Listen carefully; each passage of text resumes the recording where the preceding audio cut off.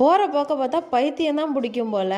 இந்த வேலைக்கு போனால் மட்டும் காலையில் எல்லா வேலையும் ஆகிடுது. பரபரப்பாக செய்கிறோமோ நீட்டாக வந்து வீடே நீட் பண்ணி வச்சுட்டு போகிற மாரி காலை சாப்பாடு, மதிய சாப்பாடு, பாத்திரம் வளர்க்குறது, துணி துவைக்கிறது, காய போடுறதுன்ட்டு தொடர்ந்து வேலை போயிட்டே இருக்கும். ஆனால் அந்த 9 மணிக்கெல்லாம் நம்ம முடிச்சிடும்.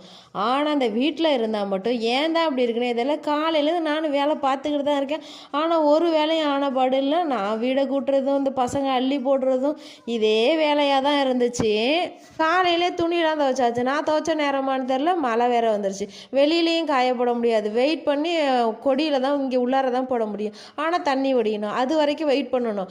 அதுக்கப்புறம் துணியை போய் காய வச்சுட்டு வந்தால் கீரை கட்டு ஒரு கட்டு தான் அரிஞ்சு குழம்பு வச்சுருந்தேன். அடுத்த கட்டு அறியவே இல்லை. நம்ம தான் கீரை அறிய லேட் ஆகுமேனு ஒரு வீடியோ பார்த்துக்கிட்டே அரிஞ்சேன்னா அதில் அட்டைப்பூச்சி வரும்னு போட்டிருந்தாங்க. அதே மாதிரி பார்க்குறேன், இதுலேயும் ஒரு அட்டைப்பூச்சி இருக்குது. இது என்னடா நமக்கு வந்து சோதனைன்னு இந்த வேலையெல்லாம் முடிக்கிறதுக்கு நைட் ஆகிடுச்சு. காலையில் எழுந்து கோலம் போடலான்னு வாசலுக்கு பார்த்தா மழை பெஞ்சிருக்கு.